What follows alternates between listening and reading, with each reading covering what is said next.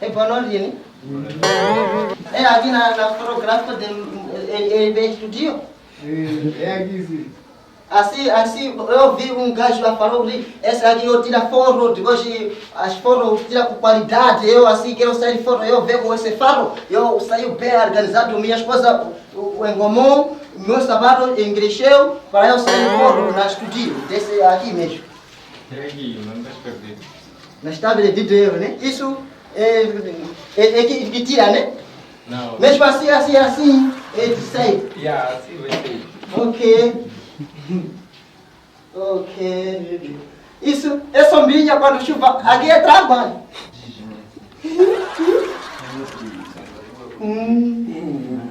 Só sabe.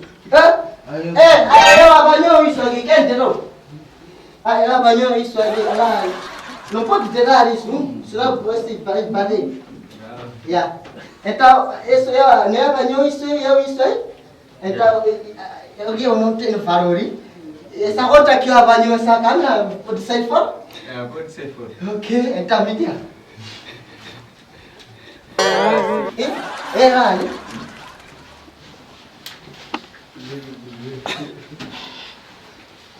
Yeah, tá vendo?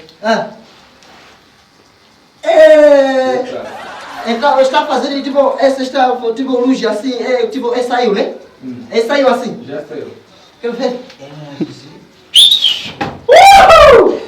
Ah, de xingar na banda.